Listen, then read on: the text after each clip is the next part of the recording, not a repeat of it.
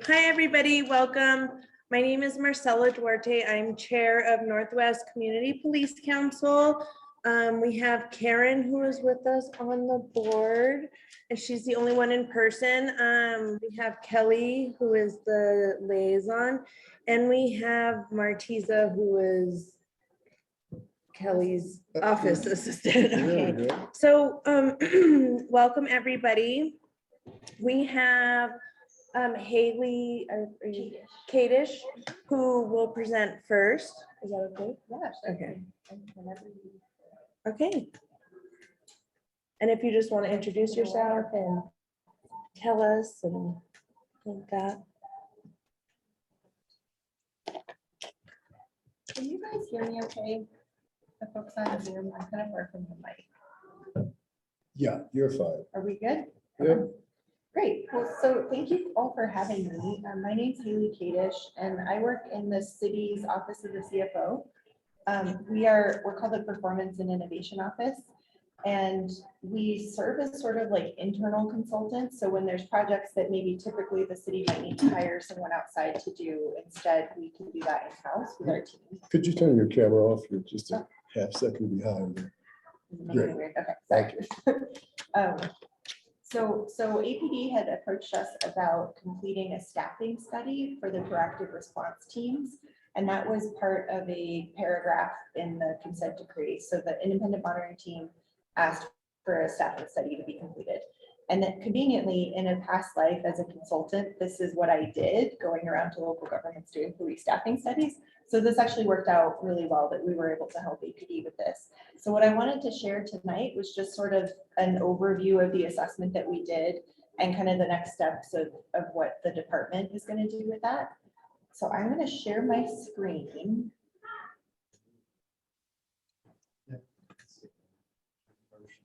Oh, do you want to move up front? That might help. Or you can actually even sit at the table if you want to. Yeah, you want to come sit here and look at my screen too? We might be easier. All right, so feel free to interact with me with questions as I go through this. I'm kind of a nerd about this stuff, so I might go kind of deep, so please feel free to like pull me out if nothing I'm saying is making sense. So I have, I wanted to share just kind of briefly the paragraph 256, the text is here if you feel like looking at it. And then one of the recommendations to help with this paragraph from the monitor was to ensure that PRT activity is expanded as needed, fielding adequate numbers of specifically trained PRT officers who are guided by specific tangible and quantitative goals and objectives. So really it's applying some kind of strategic direction to the not just staffing level, but also the deployment approach of the PRTs. So that's really what our project was about. Yeah, question. I might have missed it. What does PRT stand Oh, I'm for? sorry. They're the proactive response teams. And so there's one in each area command. So I wanted to kind of talk about the activities and the staffing level of just the Northwest PRT tonight. And I can talk about the whole citywide one if you're interested. But I thought I would just kind of start out by making sure we all understood. And that was like a perfect segue. I have a plant in the audience. Talk about the Northwest Proactive Response Team. Is 1 sergeant and 4 officers are assigned to this team. And they work Tuesdays through Fridays, 6:30 a.m. to 4:30 p.m. So they're still on 10-hour tours while the rest of the department went to 12-hour shifts. They stayed on 10s.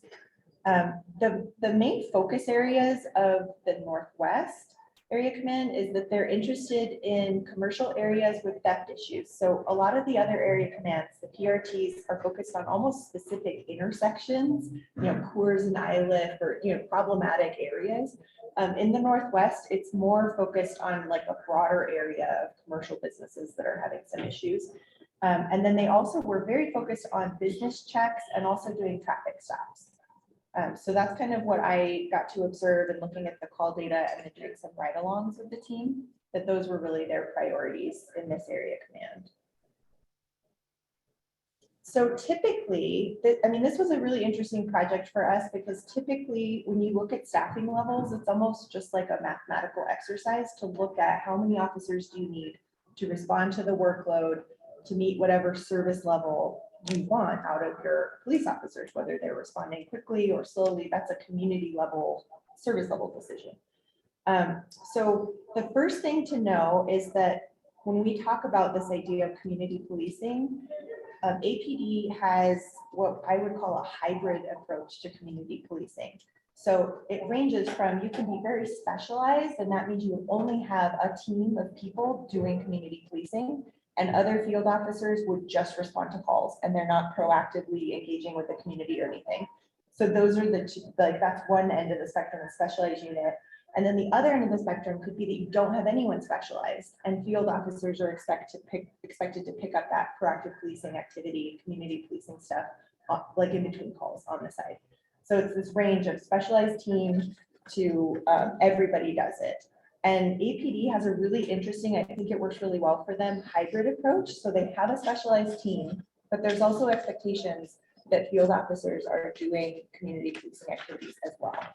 Really getting to know the businesses within their beat, that type of thing. So I think it's a really cool approach, and I haven't seen that in a lot of departments yet. I think it's like growing in frequency now, becoming more popular. So given that hybrid approach, typically with staffing studies, there's a couple approaches you can take that are kind of standard just in the industry. So there you can look at per capita, how many officers do you think that you need? You can pick a minimum staffing level and just schedule it out so that you have enough officers to meet that level. You can do what's called an authorized level, and that's more of like policymakers making a decision of this is what we can afford, and so this is what we're getting. And then what I would argue is the best approach is a workload-based approach. So it really allows for different areas, different demands for the community's actual workload to be addressed through the staffing study.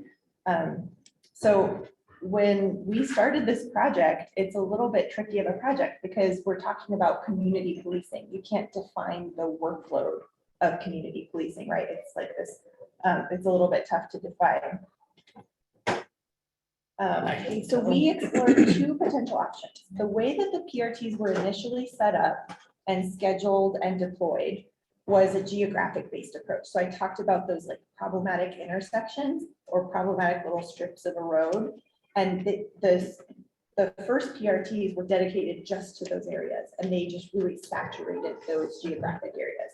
The problem with that is that sometimes, you know, if that area is fully saturated, crime can move just outside of the area or around, and then it ends up feeling like sort of this game of whack-a-mole.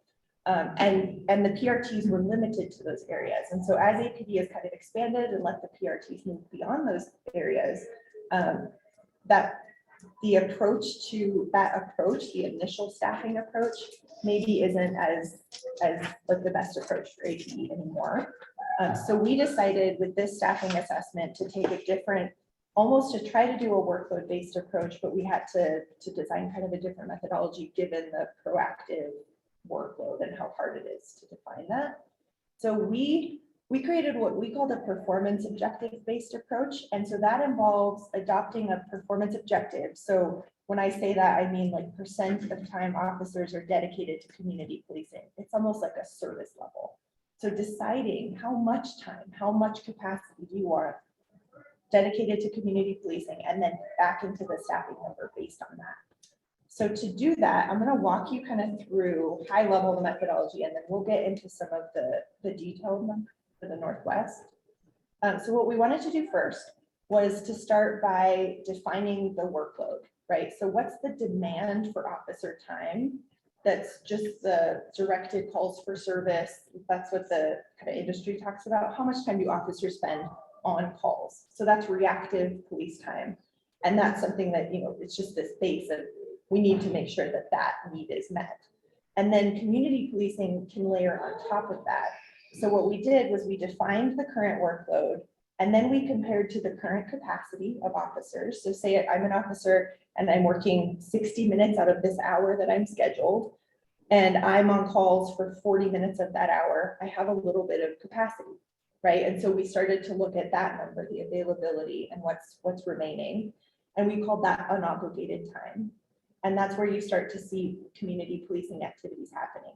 So if APD didn't have specialized teams and just officers were expected to do community policing, they would do it in whatever unobligated time they have. that's freed up between calls, if that makes sense. So we looked at the unobligated time to see how, like, what's the current service level that we're getting, basically. So how, like, what percentage of their time is spent? If it's 20 minutes out of every hour, that would be a 33% proactive policing standard. So 33% of my officers' time is available to do community policing. Now, that percentage, that service level is definitely a community decision, right? So some communities want a lot of officer time available for community policing, proactive policing, and some communities just can't afford that level of service, and so it's lower. But something to note is that the International Association of Chiefs of Police recommends at least a 33%. So they're saying at least 20 minutes of every hour, an officer needs to be free to interact with a business, to do a traffic stop, to engage in whatever attack plans the proactive policing are needed in that area. So I'm going to go through each of these with some data, and I hope I'm not overwhelming people with data. You don't need to understand the numbers that are in my little figure here, but so what we did was we started with trying to answer the question, how much time are field officers spending responding to calls for service? So if you, I want to just like show this just so people can kind of see what I'm talking about. So I have the days of the week along the top and the hours of the day, and you don't need to see these numbers, but this is basically the number of minutes that officers in the Northwest spend on average in each hour responding to calls for service. And so we used 2019 data because when we were running the analysis, we were looking at 2020 data and it was just getting too weird and wonky. So we went back to 2019. And I would like to rerun it with maybe 2021 or wait a little bit and do 2022 data. But so we're using 2020 or 2019 data for this. And we took out all the supervisors because they're not meant to respond to calls. They're meant to be assisting with issues that arise. And we took out some of the strange call types that are actually a proactive or wouldn't actually take officer call time. So we cleaned up the data a little bit and got, this is how much officer time is needed throughout the day to respond to calls for service. Then the next step was to ask the question, how much time do field officers work? So we need this much time to respond to calls for service. How much time are officers working? Now, in some departments, when I run this kind of analysis, I find that officers are running call to call, and that's when you see these long response times, right? Because they're basically, this is the calls for service workload, and the staffing levels below that, which is always really scary. So I'll show you kind of a graph of that, but that really wasn't the case in the Northwest, which is good. And what you'll see is we had the number of officers working at any given time, and this is based on their minimum manning levels. They have a watch minimum manning level. So you have this many officers working each hour of the day, and it fluctuates throughout the day because shifts overlap and different number of teams come in at different times of day. And then you have the PRTs. The PRTs sort of layer on top. So you'll have this many officers on duty, and then the PRTs are this great team that comes in and adds additional capacity to do proactive policing work. It's a really cool model, and it leads to a really high level of service, which I think is really. So that was our second question. So we figured out how much capacity do officers have and how much capacity do the PRTs add. And then we looked at, we calculated then how much unobligated time was available. So I know this chart may look kind of overwhelming, but the bottom part here is the amount of time, this gray part is the amount of time officers are spending responding to calls for service. Now, the good news is that the number of officers on duty, the capacity of officers on duty is much higher than this line down here for most of the day, which is great. So then this light purple part at the very top is where you'll see that's the PRT capacity that's added. And that's added during really critical times for proactive policing. So proactive policing is not super helpful at 1 o'clock in the morning. You don't want an officer to come engage you at 1 o'clock in the morning and talk to you or talk to your business. So really there's kind of a core time of day where community policing is really effective. And it's great that in the Northwest you have this, it almost looks like a surplus of officer time, but that means that they're able to engage in these community policing activities. And as we talked about how officers might use the community policing time, that they have like a spare couple minutes, you can imagine that it's hard to build a real relationship or really engage in, say a business is having an issue with theft. For an officer to have the time and capacity to really engage in that and address that issue for a business, they can't do it in little 20-minute increments whenever they have a free moment, right? And that's where the PRTs, I think, are adding a lot of value for APD because it allows them to run these TAC plans that are much more strategic. It's a much more strategic use of community policing time and officer capacity. So it's very cool. So what you'll also see in here is this dark, right? So this is the proactive policing service level standard that's met at various times of day. So you'll see there is a lot of officer capacity during the 3 a.m. to 5 a.m. hours that aren't super useful, but that's just the way scheduling works, and minimum manning and officer safety is critical in this time of day. But you'll see that it still is hovering around 40%, and overall, so overall the community policing standard that is achieved in the Northwest now is 44%. So that means 26 minutes of every hour on average would be available for officers, which is great. And it's at a great level during that really core time where it's actually really important. And that's above the IACP's, the International Association of Chiefs of Police's standard or recommendation, which is also really great. Oh yeah, question. Another question. Yeah. For one thing, it looks like you did a really good study down there. Oh, thanks. The other one is, we were talking about 12-hour shifts. So actually you're achieving, or the Northwest is achieving this capacity through overtime. And I know there's some things that the police just won't respond to, like offender vendor. They just tell them to come out and work. What level of not responding to calls are they doing right now, above and beyond vendor vendors? I mean, can you kind of give at least an idea, or they're all aligned? I mean, obviously somebody in danger and that kind of thing, there's going to be a response, but at what level? I mean, if somebody just steals something valuable out of your yard and respond to that, can you define that just to help me understand what the calls actually entail? Yeah. And what produces this excess capacity to do proactive? And I don't know if you have anyone from APD. That commander might be best to answer this, because I could talk about priorities, but I feel like the commander would probably. Within your study, there was never Well, we definition can, of what constituted a call. we can give that one to Commander Saladin now if you'd like to answer it. Sure, if you don't mind me interrupting for just a moment. Absolutely. Okay, so any crime that takes place, the police will respond to. If someone steals something out of your yard, that would be considered a call for service. There's different ways of reporting that. If you don't want to wait for an officer, there's online reporting, telephone reporting, and even the app now to report that sort of crime. If you just need a police report, say for insurance purposes. But if you want to speak with an officer, they will hold the call until an officer is available and he will go out and speak with you. So that actually provides some level where serious calls are responded to right away.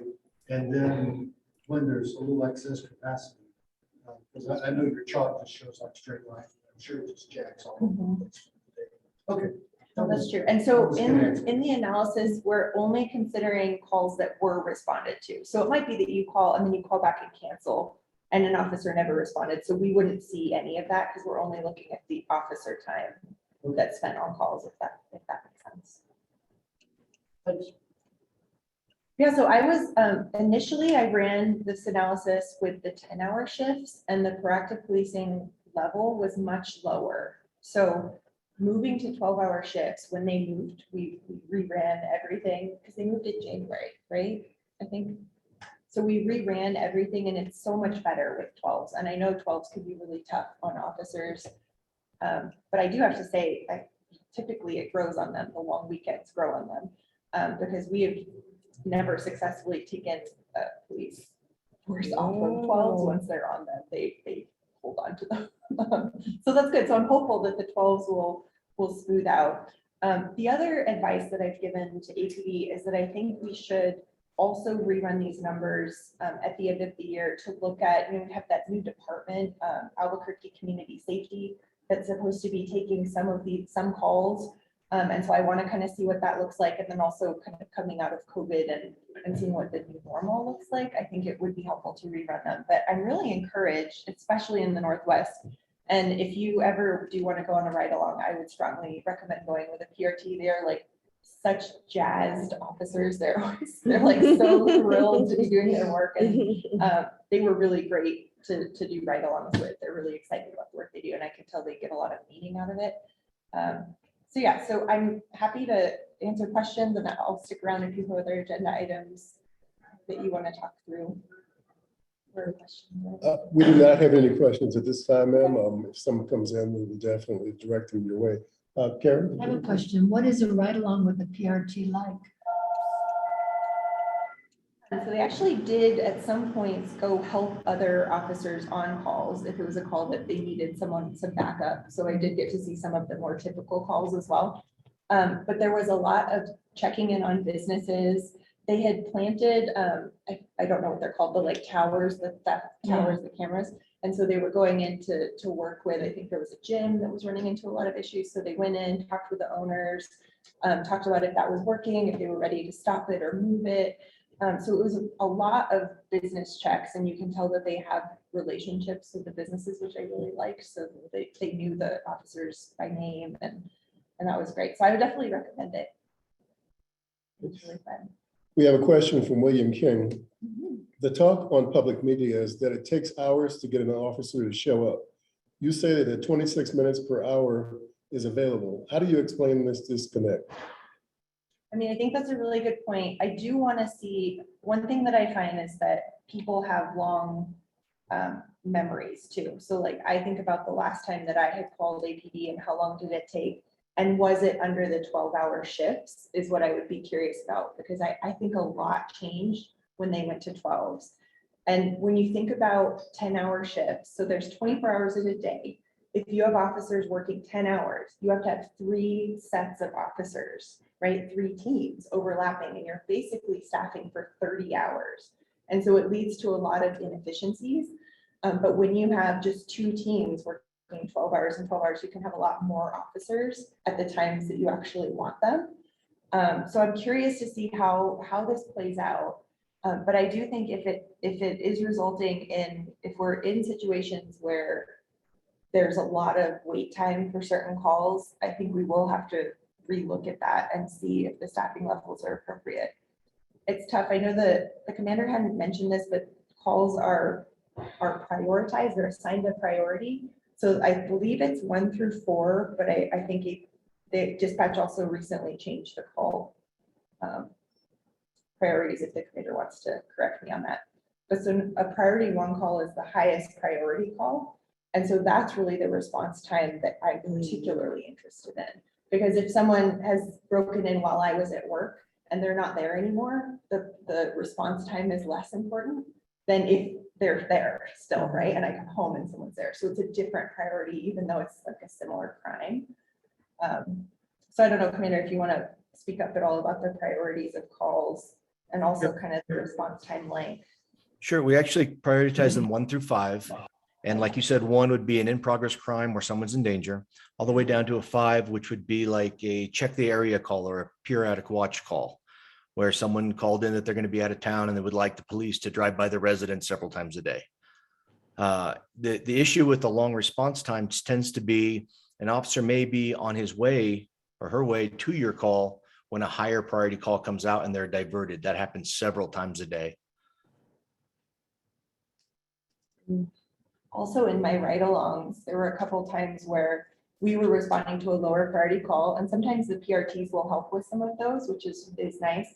So they'll go to some of the lower priority calls, but we would be waiting at a stoplight to go to a lower priority call and see something egregious from like a traffic behavior standpoint and end up creating basically a new call instead of responding to the call. So it's like another interesting scenario.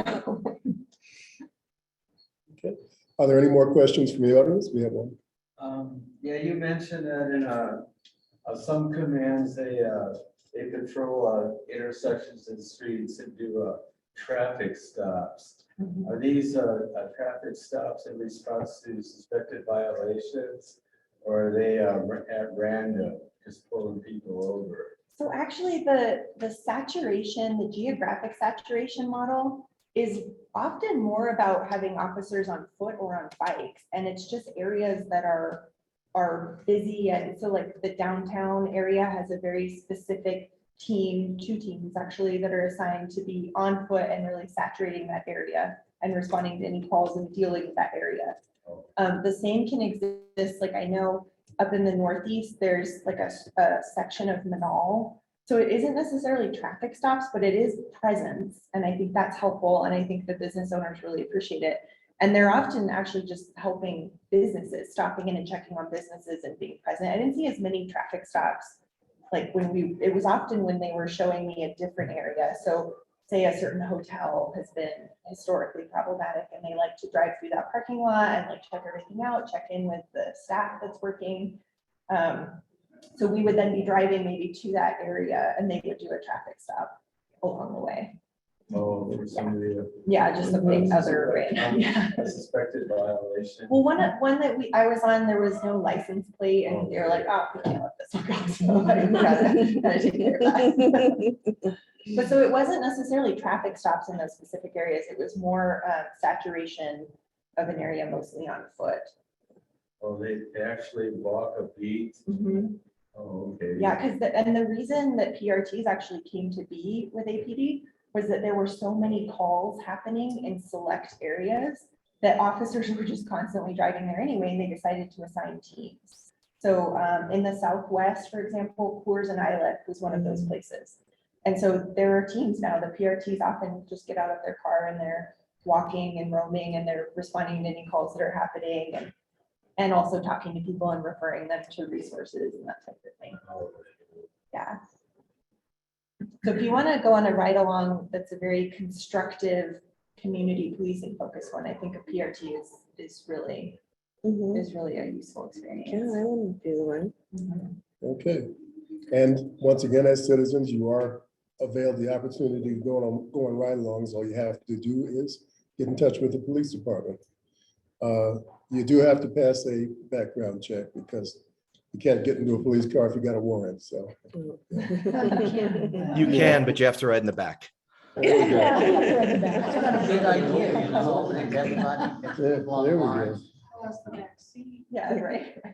Right. May I address the traffic stop question about targeting intersections and tack plans? Yes, Commander. Sure. So I think the question was, are we just stopping cars at random or are we looking for particular violations? So I have a network set up with the neighborhood associations and Northwest CPC that everyone has my email. And if they see a particular area that is just, suffering from speeding, red light runners, things like that, I get in touch with the motors unit and they run a attack plan there during different times of the day, but they are looking for violations. They won't stop a car without probable cause. For example, just here on McMahon, near Bandelier, Stonebridge was having issues with speeders and motors went out there and in like a 3-hour period wrote 84 citations for speeding and other violations. Okay, thank you. Okay. Can I just ask one quick question? Are there plans to increase the PRT program or what's the future of the program? So I was all for increase, as you can tell, I'm like a huge fan. So, but of course, I mean, with the shortages and staffing levels, and it's just so hard to recruit right now. I feel like they do have to make sure that the field teams are manned at a level that's safe. So I do think that that's hopefully something that will come down the road because I think that's a really wonderful thing for our community. I'm really happy to live somewhere that has a PRT. So one of my recommendations was to make sure you're considering community policing and the service level standard when you're making staffing and deployment decisions. So I'm really hopeful that APD will do that. So each time they do a shift bid, I'm hoping that this is something that's taken into consideration along with all the other things. They need the right ratio of sergeants to officers and all of those other things as well. but I'm really hoping that this becomes increasingly a focus. Another question? Do you know if this program is also going to be incorporated with county? Since a lot of this area in the Northwest does fall That's a into good a county question. section. Yeah. Do you have an answer to that, Commander? I don't. That's a really good point. I don't know if the county has any kind of proactive response team, but we do often take calls with the county sheriffs, and gentleman is right. There are the outlying areas of the Northwest are county, but there are a couple just inside like Paradise Hills where just one neighborhood is county. And the way to always tell is just look at the color of trash cans. And we can always write letters to Sheriff Barella, right? Gonzalez. Manny Gonzalez, sorry, who's Manny Barella? Got that name in my head. All right. Yeah, sure. Okay, are there any other questions from the audience in person? Because right now we have Tara, who is also a member. Can you unmute yourself and ask your question, Tara? Hello. I would like to ask APD about like ring cameras, any type of cameras in residential homes or businesses. What level of call would it be if there is a crime being committed and you see it on your ring camera?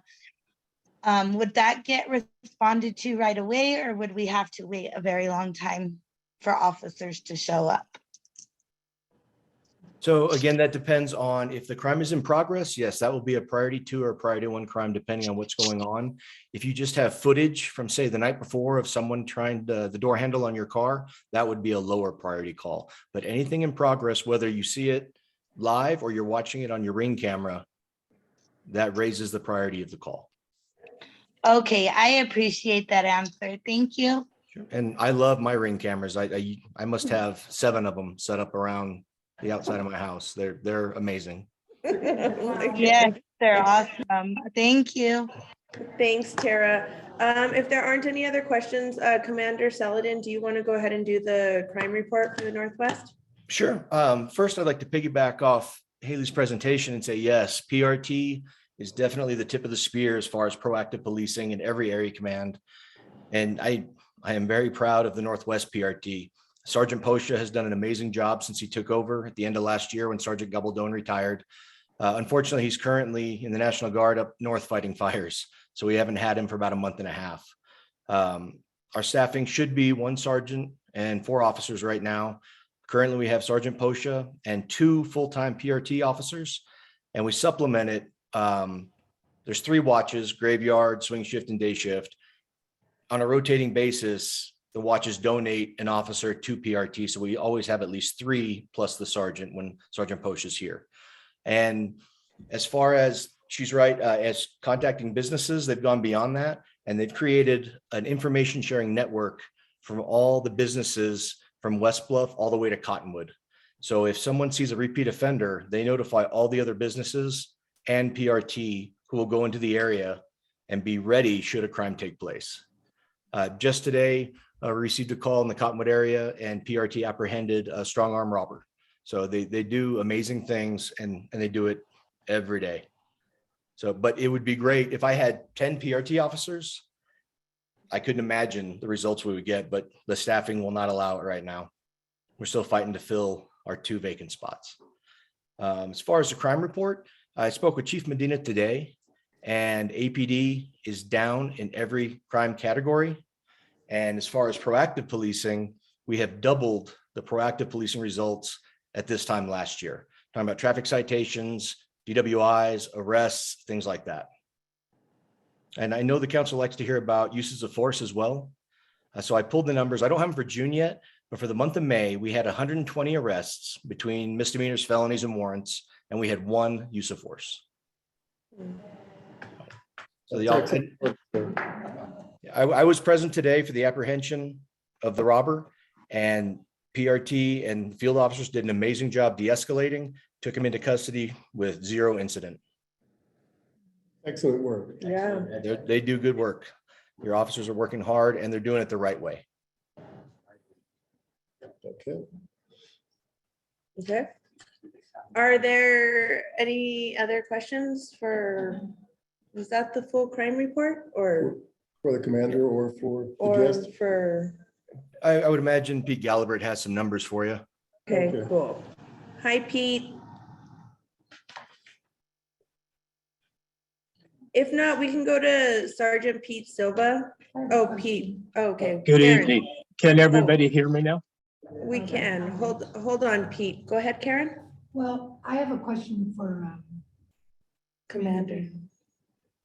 I need a contact or someone to contact Cross of Hope Lutheran Church and schools across the street here.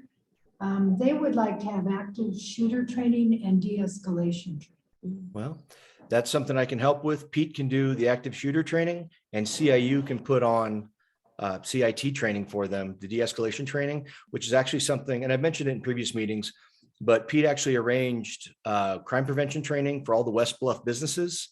And we included CIU, who provided de-escalation training for when they're dealing with unruly customers, things like that.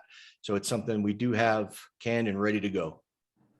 Okay, Pete, can you contact Deborah Alba, ALBA, at Cross of Hope Lutheran Church? They're waiting to hear from you. Great. Can you put on the chat, please? And then I can get that information. Okay, I'll put her phone number too. Thank you. Good evening, everyone. I want to talk first about community engagement events that we've had. June 1st, we had our coffee with the cop at the Donut Mart, and we had several residents that attended that. Like Commander Saladin said, we did have our West Bluff Business Coalition. One of the topics they were interested in was de-escalation. So we had several businesses and their employees that attended and learned a lot from the escalation. I'm looking at next month, having another coffee with the cop at Starbucks. And next month, I'll give the particular date and time. Walgreens got a hold of me. And next month, they want to have taco with the cop. So they want to have coffee. They want to go ahead and bring tacos, refreshments. We're probably going to be having it around noon. It'll be at the Walgreens at 3400 Coors Northwest, but I'll give you more information when it comes to that. So these are just a couple of community engagement readings that I'm working at. Now on the property crimes for this month, I've got some information here. For the month of May, auto burglaries, we had 34 in the Northwest Area Command. Now compared to the previous month, they actually were down. Residential burglaries, we only had 6, so that's good. A lot of people are still working from home, so these burglars are realizing that a lot of homeowners are still at home. Stolen vehicles, those have gone up, but during the summer, we see that with school out, we have families that are on vacation. Our auto vehicle stolen went up to 43. But like Commander said, we have our proactive response teams that are working at different locations, businesses, gyms, to try and catch these individuals. We have field briefings for the officers. Will go out and just field brief, and then from there, look for any criminal activity. Commercial burglaries, those have also gone up a little bit at night. What they're doing is they're breaking into these commercial burglaries, and we've had 15. I also added commercial robberies. So what that means, it may be a shoplifting where the offender went out the store and they either pulled a knife, pulled a gun, maced an employee. So that turned it to a commercial robbery. So for the month of February, March, we had 16 and 13. But Commander Saladin with the PRT, also the detectives, our impact team, they've actually worked on that with the Attorney General, or Organized Crime Unit, which works strictly with the shoplifters when it comes to repeat shoplifters. So for the month of May, we went down to 6. So these are the numbers when it comes to property crimes for May in the Northwest Area Command. Okay.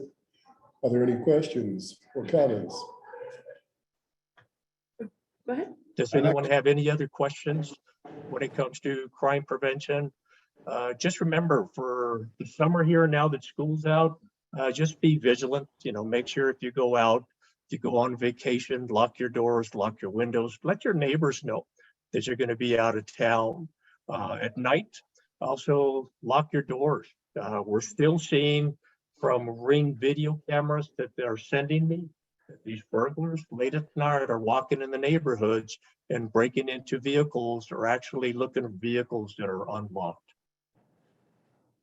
Thank you. Sir? Did you have a question? Now, I'd just like to say thank you. I'm up here off of the, Can everybody hear me now? Yeah, Yeah. can you hear the guest? Can you hear? We have a guest in person. Can you hear him? Go ahead, sir.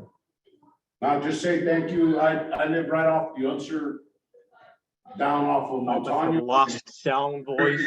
If you can hear me, I could see everyone, but my audio looks like has gone off. Okay, great. One more time. All right, but just off the Montano and Unser, in the evenings, being able to sit outside, not hearing the traffic, cars racing up and down, Mhm. and I see the Western Trails, not as many severe accidents happening. So again, kudos to APD keeping an eye on that area. And we're gonna get more into traffic later, so. Yeah. And I understand that. It's just nice to be able to sit outside in the evening and enjoy listening to the birds and not hear cars racing. Mhm. And sir, if that amps up again, please feel free to shoot me an email and I'll put it in the chat or Kelly can give it to you. And if you give me times and days of the week that you're noticing an increase in those activities, then we can really focus our efforts to knock it down again. Yes. All right. Thank you, Pete. Yeah. Are there any Can other everybody questions? hear me? Yeah, we can hear you. Okay, my audio went down, so didn't know if everyone had received the information that I sent. Yes. All right. Are there any other questions for Pete? Okay. Now we're gonna hear from Sergeant Pete Silva. Are you with us, Sergeant? Yeah, I'm here. Okay. Hi, Hi, how's it going? Just introduce yourself and tell us all about yourself and what you're gonna present on. Okay, yeah, I'm Pete Silva. I'm the sergeant of the recruiting unit for APD. I've been with them almost 2 years now. So I'm going to talk about some of the things that we're doing, some of the things that we're seeing, and maybe talk about how the community can get involved and help us find officers for APD. So when I started with the recruiting unit a couple years ago, they hadn't really had any consistent leadership in some time. The prior sergeant got promoted, and then we had a director, and then the director left, and then there was a gap in leadership for a little bit, and then that's when I came in. And so one of the things I tried to do was identify areas of improvement that could help us bring in more officers. And I tried to do so by looking at who's applying for APD and what makes a successful candidate, and focus on those things to try to maintain those that apply that are interested without losing them to other departments, because that's what I was seeing a lot of. Is there was some areas of inefficiency where the application process was taking too long. Candidates were complaining that they weren't being contacted, and so they would move on to another agency, whether it be state police or county or whatever. And so one of the things I've done is we have over 1,500 candidates that apply. Or when I say apply, I mean an interest card. What that means is they've gone to APD Online, clicked the Apply Now button, and they've put in their information and submitted their interest to joining APD. It pre-qualifies them to see if they've had anything that's going to be an automatic disqualifier, like a felony or drug usage, things like that. And so when those candidates are sitting there in our APD Online system, the kind of data we're looking at shows that if you're not contacted within 24 to 48 hours, it decreases the likelihood that that person is going to apply and stay interested in that job. So what's happening now is every day that a candidate, when you apply to APD online, I'm assigning those candidates to individual recruiters. Now, each recruiter has over 100 candidates that are assigned to them. Now, that sounds like a lot of people, but in reality, when you break it down, it actually whittles down to a select group that are actually interested, because we get a lot of people that apply and actually had no intention of going through the process. So what we have is a tracking sheet, and it shows whether or not the candidate's been contacted and whether or not the candidate has actually responded, either by text, by email, or by phone call. And so we want to focus on those candidates that are actually responding. And so when you break it down, we get those candidates that have responded. We try to maintain their interest in APD by creating a relationship with them right off the bat, which means something like my recruiter will call a candidate and say, hey, I saw that you applied. Do you have any questions? What can I do to help you out to explain this process and get you through it? And offer them things like a ride along, because our data has shown that when you go on a ride along, the chances of you successfully getting through the process increase dramatically. Almost every officer that's with APD went on a ride along at some point, because that's the kind of interest that they had. So we offer them ride alongs. We offer them what we call a no score PT test, because times have changed. When I was growing up, I never came inside until it was time for dinner. The way we are now is most of us are inside most of the day, so we're not getting a lot of physical activity, and it's translating to our youth now, because we're seeing a high rate of failures for the physical fitness test. So to combat that, we're trying to encourage people to come and work out with the recruiters. And what that means is they do this no score PT test, and it consists of the sit-ups, the push-ups, the 1.5 mile run, and a 300-meter sprint that they'll do to get into the police department. And the recruiters will run maybe 2 or 3 of those a week, depending on the interest that they have, and help those candidates get in shape for the police academy. I've heard a lot of pushback from both sides about this, that, well, if you can't get in shape on your own, then why are we bothering with you? But again, we only have ourselves to blame, because, and I'm speaking about myself here, because my kids are the same way as some of these young people that I'm seeing now apply. They played video games, they did a lot of stuff that was indoors, and athletics have become kind of second nowadays to all the things that you can stay inside and do and keep yourself entertained with. So we have to combat that by giving our effort to get these candidates into the police department, because in the end, what we've seen is that people that were running they have to run a 15-minute, 14-second 1.5 mile. And we had people that came in and started with a 20-minute 1.5 mile. And we were able to get them down to the 15-minute 1.5 mile. And then after the academy, these guys are running 13 and 12-minute 1.5 miles. So it wasn't a matter of these people are not interested, that the candidates can't do it, or they're just being lazy. It's the nature of the world today. So we're working really hard with that. Back in 2021, we did really well with applications, but in 2022, it seems that this is kind of a ubiquitous thing that you're seeing in a lot of businesses. In fact, you probably heard about Garcia's having to close down. I think it was 1 day a week, because they're unable to get people to get hired for jobs. And so we're experiencing that as well. So we were hoping to have 40 or more in the last academy class, but the one that just started, we only have 32. So we're really looking at our next class, which is CNM. We can seat up to 25 in that class. I'm thinking it's going to be around 20. I'm hopeful we can fill with the full 25. And again, we're doing everything we can within our power to ensure that the candidates are being engaged with, that we're keeping them interested in the job, that they're not leaving to other departments. I kind of heard it. My lieutenant had an intern, and she was interested in joining. And the question was brought up, was like, well, are you guys really actually reaching out to people? And I asked my lieutenant, I was like, hey, how's the intern doing? She said she's tired of you guys bothering her. You guys have called her so much, because we want to make sure that the people that are interested remain interested. So that's kind of engagement we're doing now. One of our biggest recruitment tools are officers themselves. And so what the city offers, and this isn't just for police officers, there's a number of positions that are considered difficult to fill within the city. For example, bus drivers. It's hard to keep bus drivers. It's a difficult job. It takes a lot of work. You have to put up with people that are probably angry at you a lot of times. I know that there's been some assaults on bus drivers, so it's a difficult job to keep filled. So they offer bonuses. It's the same thing with the police department. It's a $500 referral bonus. So like if you're a city employee or APD employee, again, this is not just for police officers, for any civilian employee.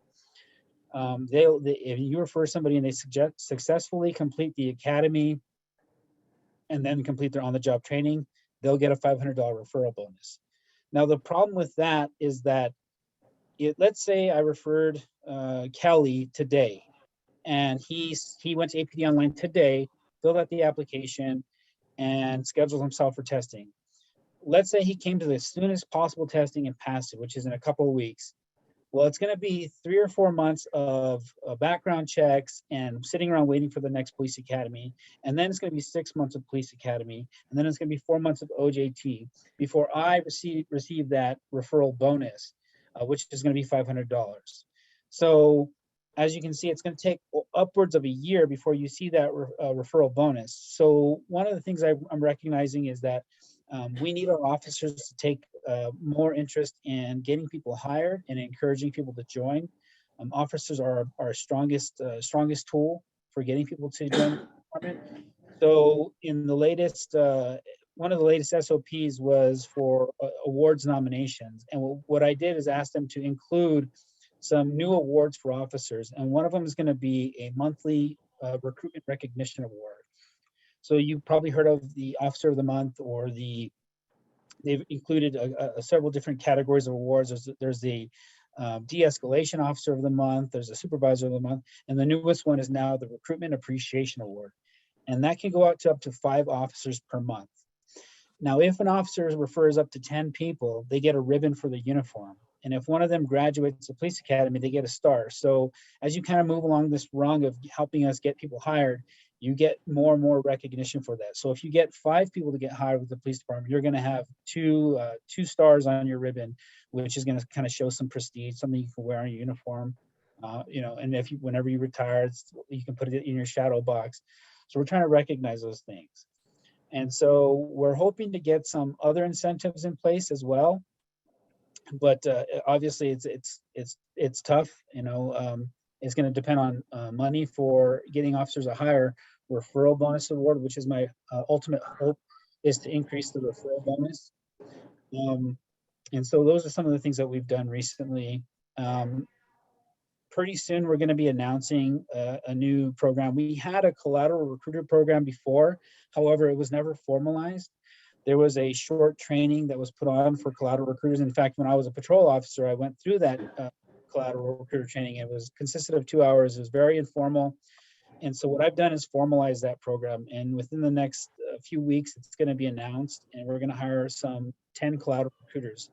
Now, these will be field officers that have a secondary duty of assisting with recruitment efforts. And that could be as much as attending a community meeting. But the collateral recruiter is going to have a little bit more training, and the training has been completed. Everything is done and in place. There's just one final step that we need before we can announce the program. And these collateral recruiters are going to be field officers that can act as a liaison. Because one of the other issues I saw was officers giving out out-of-date information. Because we had candidates a few times call us and say, well, I was talking to an officer, he encouraged me to apply, but he said that I needed military or I needed a college degree. Well, that used to be the case years and years ago, but that's no longer the case. So these collateral recruiters are going to act as a liaison between the field service officers, detectives even, and the recruitment program.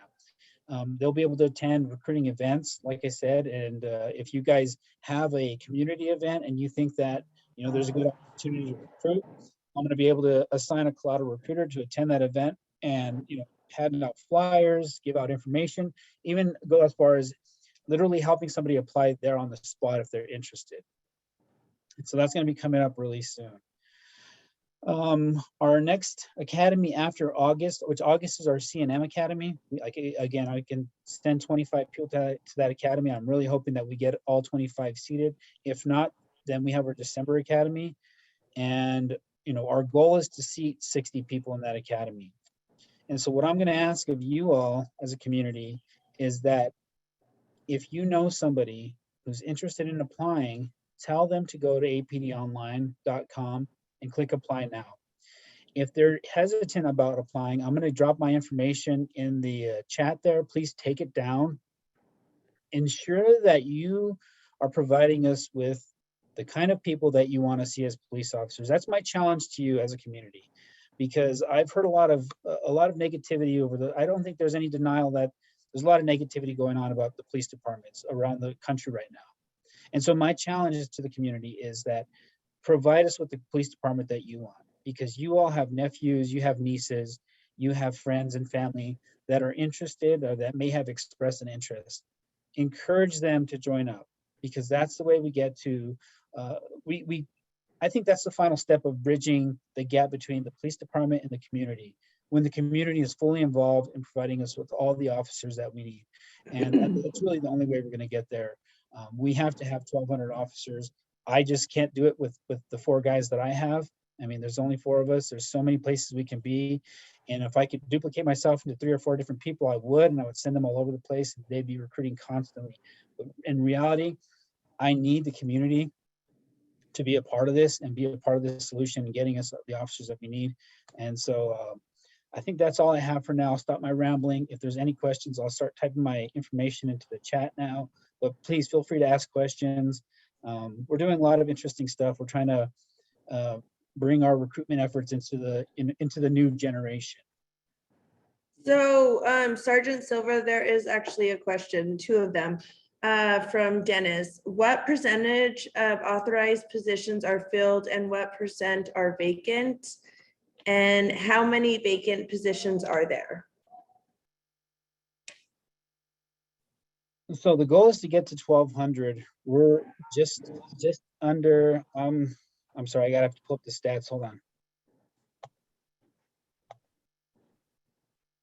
So we're just under 900. So what I show is 896. And I don't know how recent that stat is. It updates almost daily, but we need to get to 1,200. And again, with attrition and with resignations and retirements and the unfortunate terminations that have to go on once in a while, our classes have to be bigger than 30 people to get to that 1,200 number. I don't know what the percentage is, but we need to get to 1,200. That's the goal. Okay, thank you. Oh, go ahead, Karen. I have a question for you, Sergeant Silva. We keep talking about the 1,200 number as our goal. And I'm curious whether that number was built based on a per capita estimate of the number of police officers required in any given city, or is it based on our crime levels? Well, I know there was a study done back shortly after the DOJ started their investigation to APD, and that was the number that they came up with. I don't have again, I'm not well versed in how that number came to be. I know that at least when I was a field officer years and years ago, when we were at 1,100 officers, that was probably the easiest time for me to be a cop, because we had enough backup, we had enough officers working, officers that are on military leave, officers that are on injury leave, family medical leave. It was really helpful when we were at that number. And so I imagine 1,200 is based on the per capita of our crime rate versus our citizen population. But I wouldn't be able to give you any more details on that. Thank you. Are there any other questions? Okay. Let me ask you one question, Pete. Of candidates who enroll in the academy, what is the general percentage of people who become official officers 10 months later? Like what sort of drop off is there? So, I mean, it used to be like when I started, it was like a 50% drop off rate. I think within the last couple of academies, again, I don't have those stats in front of me, but it's less than that. It's something like 25 to 30%. Here's a real shocking statistic, though. Of the ones that actually submit interest cards, and again, I use the the general number of 1,500, less than 10% of those actually go on to become officers. So even though we're receiving thousands of interest cards, the amount of those people that actually go on to become officers is very low. And the reason for that is some of those individuals that apply really didn't have any intention of moving on. So there's that category. And then there's the category of individuals that apply and they're sort of serious. They might just need a little bit more pushing. We eventually hope get those ones in down the line because of our engagement efforts. So if they're still interested, we'll keep pushing them and hopefully get them into the academy. And then we have the folks that actually show up for our testing, take the testing, and then fail the testing. And for whatever reason, they cannot pass it. So beyond that, our background phase screens out quite a bit. I mean, just think of it. I don't know if you've ever panned for gold or if you ever watched Gold Rush. You know, when they're panning for gold, they got the gigantic rocks, right? They screen those out right away, and those fall off the back of the truck. And then you got the smaller rocks, which they wash, and they're looking for the gold. And eventually, those are sifted out, and then you get down to the fine sands, which are hopefully sifted out and left with just the gold in the end.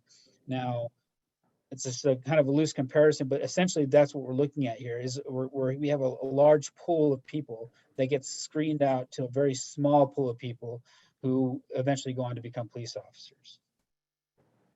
Amongst applicants who drop out of the academy, is it the physical training generally the biggest factor? So from what I've seen, it's a multitude of factors. And, you know, I hold no ill will against people who believed that they would make a great police officer and then decided that this wasn't the career for them, because that's the right choice. If it's not the job for you, then the right choice is to move on and do something else and to follow your dreams to wherever they lead you. A lot of it is just that. They get into the police academy, they realize, well, I don't think this is the thing for me, and then they decide to drop out. We see rarely some other like family medical issue comes up and they have to drop out. But generally those individuals come back to a later academy.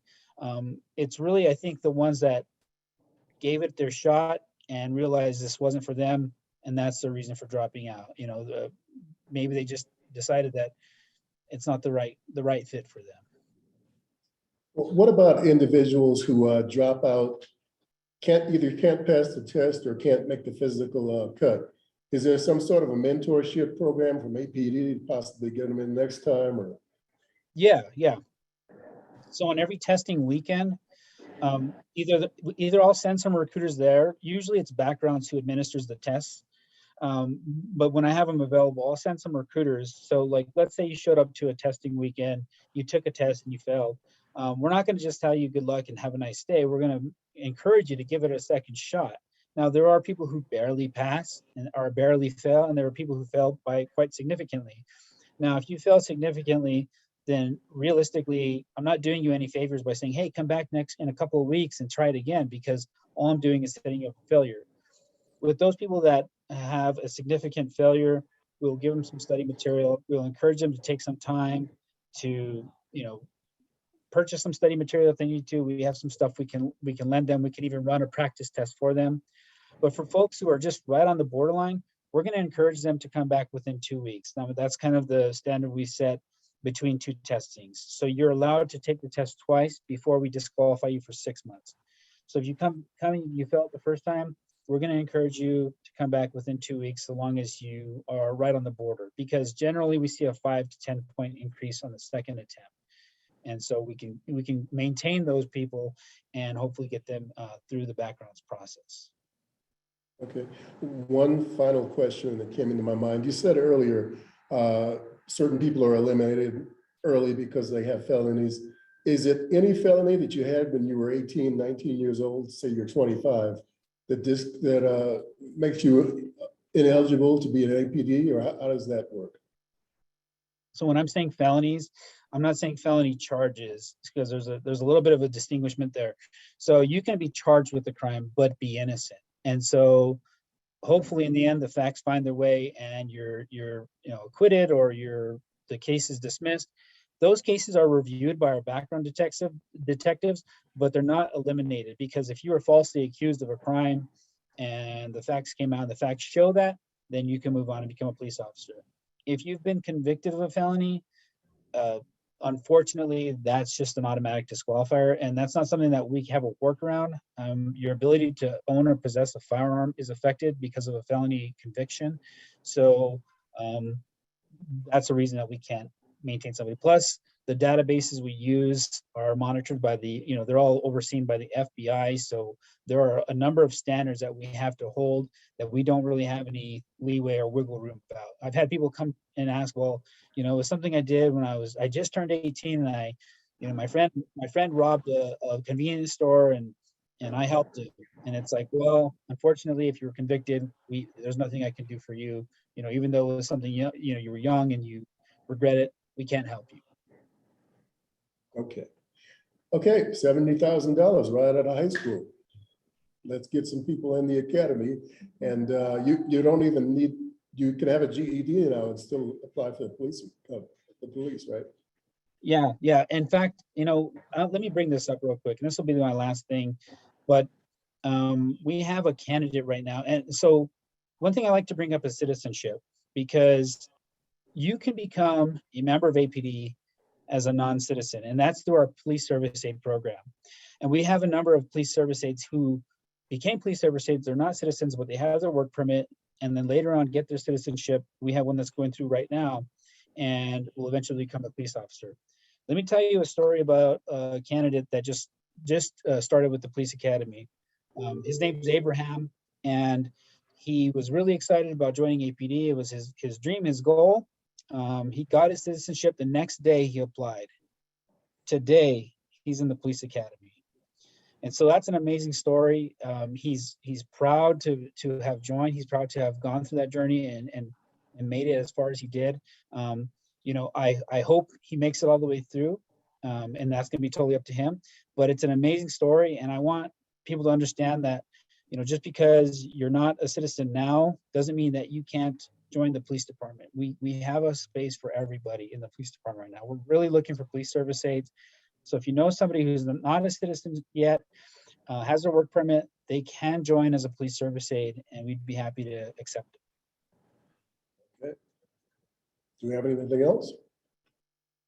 All right. Thank you, Pete, for your informative discussion.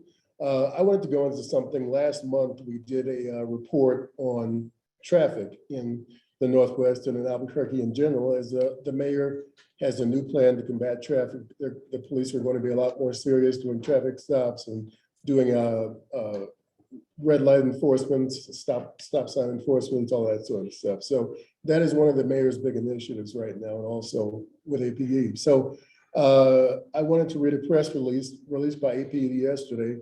Today, Mayor Tim Keller announced that the city's automated speed enforcement program has been expanded into critical areas that span the city, with devices added in the lead coal corridor and on Unser. 3 new devices bring the system up to 6 cameras total. 4 additional fixed devices are in the works. Along lead, traveling eastbound, I'm going to read you some numbers here. We're going to go to Unser last, so you're going to have to deal with the suspense. But along lead, traveling eastbound in a posted 30 miles per hour zone, 31,634 vehicles have traveled past the automated speed enforcement, which went live on June 10th, 2022.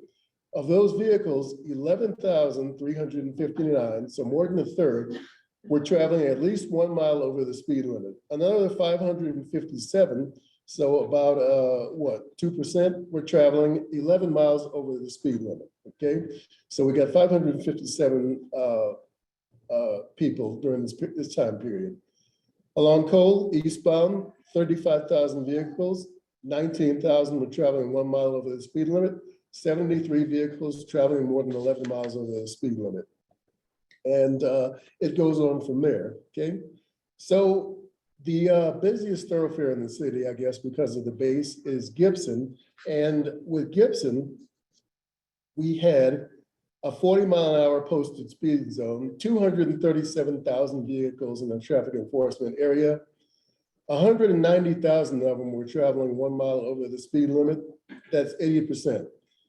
55,000 were traveling 11 miles over the speed limit, and 60 miles over the speed limit, 60 miles, we had 15 vehicles, okay? Now getting to Unser, we had 31,000 vehicles pass through the zone. 25,000 vehicles were a mile over. That's about 82%. 5,000 were 11 miles over. That's 16%. And no one was going 60 miles over. So that's from the period of May 25th through June 13th. And there's a lot of other statistics. You can look on the city website for those. Top speeds on Gibson, 119 miles an hour going east, 170 going west. Unser going 90, we had somebody clock going 90 miles an hour. Montgomery, 131 miles an hour. And we had Leaden Cole, 70 and 77 miles per hour. So this is just a short update on what we talked about last month with traffic enforcement. This is a live program now. There are no more warnings. You get a ticket for $100, I believe, if you're going over 10 miles per hour over the speed limit. So watch yourselves. There's a lot of cameras around. Okay. Anyone else? Does anyone have any questions or comments about speed enforcement? I think we should have a raffle, see which city council gets the first ticket. Yeah, that would be interesting. It was, we actually had a counselor, a friend of mine, get kicked off the council some years ago. He lives in Colorado now. He was DUI, but these sort of things do happen. So, yeah. All right. Anyone else? Any questions or comments from the audience? Oh, go ahead, sir. On the speeding of these tickets, if they do not acknowledge the ticket that is sent to them in the mail on one or two responses, how is the city going to go after these individuals that do not respond to the mail ticket? Is there a program that's going to go after the driver's license or after the vehicle license thereafter that? Because I know the previous red light program they had, there was no backup systems to stop those that failed to acknowledge the speeding certificate or ticket that was sent to them in the mail. Kelly, from what I understand, it will be sent to the credit reporting agencies and go against their credit report. Okay, that's the new way of doing things. All right, great. Okay, would you like to take us through our official business? So our. Oh, wait, Rachel Donovan actually has her hand up. Rachel? Oh, Rachel. Hi, Rachel. How are you? Hello, how are you? Good. I am not sure if this is the appropriate time to talk about this. I have some traction on an idea that I had come up with offenders being arrested. If this is not the right time to talk about it, I can wait till later on in the meeting. What do you, So I had talked to Elizabeth Martinez in regards to, I believe that there's a whole lot of focus on education and training for officers and things like that, and not really enough focus on education and training for offenders. So I thought about a program where every single offender that is arrested, as part of their processing, they would be required to attend classes that are likely to help change behaviors. And so in talking to Wings from Ann Edenfale Sweet from Wings, she's putting together a program called Wings Works.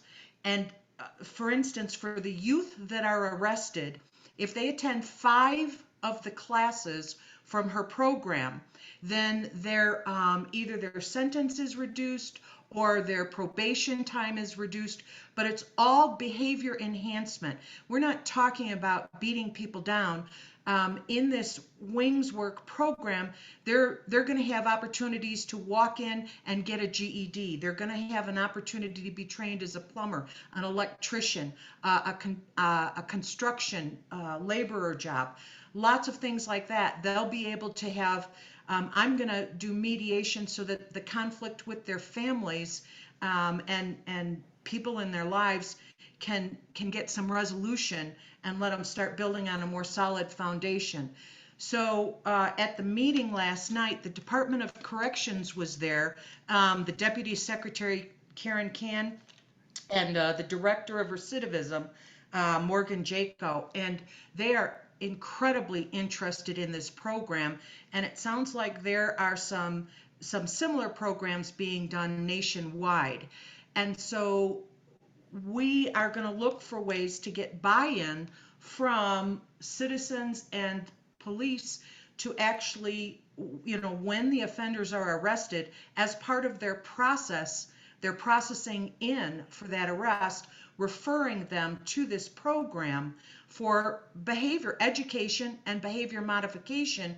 Because for an offender to be arrested 5, 10, 15 times and know that they're going to be out in 20 minutes and with absolutely no consequences, who does that help? And it sounds like it might change the face of what the offenders are looking at. I told them my goal would be to have an officer arrest somebody and for the offender to go, no, I can't go to any more of Rachel's classes. What do I have to do to not be arrested? Right? Because in my world, that would be good feedback, right? We've now got people who are looking not to be arrested for whatever reason, right? Maybe it's because they've gotten a job. Maybe it's because they've improved their lives. But whatever that might look like, it would have to be an improvement to what's going on right now with the offenders. Actually, Rachel, one of the benefits of being on the Community Policing Council is that we have the opportunity to submit recommendations. And Tom was just talking earlier about submitting a recommendation on something else. So we can get together as a council, we can talk about it. There is a gray area as to exactly what we do with recommendations that are not going to APD because, you know, is it inside our focus? Is it outside of our focus? We don't know, but it can't hurt to talk about it and draft something up, and maybe we can send it to the city council or to someone in the state, and we can just see what they have to say about it. Okay, and I will be meeting with the Deputy Secretary, Karen Can. I will be meeting with her and Morgan because that's the other avenue that I'm going to pursue. Because if it doesn't fit into this purview, it absolutely does fit into the Department of Corrections. Absolutely. Mm-hmm. Okay. And Dr. Stephanie Mack, one of our council members, says cognitive behavior adjustment classes and life skills. So education and change behavior is the key while incarcerated and on probation. I've taught in Texas prisons, so I can lend any input that you would like. Yes, to the Department of Corrections. So yeah, we'll have to all get together and discuss this further. I love that. Okay. And member Bernheisel asked if they are doing a sign-on bonus for PSA. The sign-on bonus for PSA is $1,500 completing the academy and on-the-job training. How long is the academy for PSAs? Pete, is it 3 months or 4 months? For PSAs, it's 6 weeks. 6 weeks. Okay, 6-week job. You go through a little training, you get $1,500. And what are the bonuses for new police officers and also for lateral transfers now? So for laterals, it's 15,000. It's broken up over 3 disbursements. And then for cadets, it's 10,000. It's broken up over 3 disbursements. So if you know anybody in a nice, cold, rainy place who's been a policeman for a while and wants to be around some good weather, let them know. APD will give them $15,000 to come down here to Albuquerque. So I know a lot of you are transplants. I've been all over the place, so it's possible, right? Okay. What else do we have, Marcella? I think that's it. We can do our voting. And what are we voting on? We voted on our agenda and our. Oh, yeah, minutes. Okay, can I get a motion to approve the minutes from May? Thank you, Karen. Can I get a second? I second. Thank you, Tom. Motion is passed. What's our Agenda. our agenda that we already Well, went through? Oh. the agenda, we can actually delay that one. We actually had a lot of guests tonight and Mhm. one got sick and one had something else come up. So we kind of had to scramble together and put this together at the last minute. Hopefully you enjoyed it. Good job. But. Yeah, this good was job, great. Marcella, Thank you. And good to everyone. So we will just do the agenda the next time. And I'd like to let everyone know every month, of course, on the third Wednesday of the month. And we are planning on doing these hybrid. So if you'd like to show up in person for the next few months anyway, I think we're going to be back.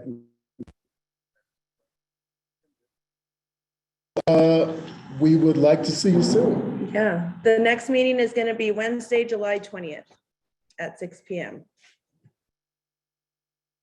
All right. Any other comments, questions, concerns? So how do we bring up my recommendation? How do we discuss that? What's We'll your, discuss it in front of everybody. Do we have to do it out privately? What do we want?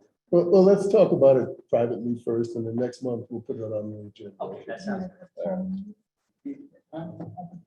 oh, yeah, go ahead. Yeah, I would like to have a presentation by the bicycle patrol.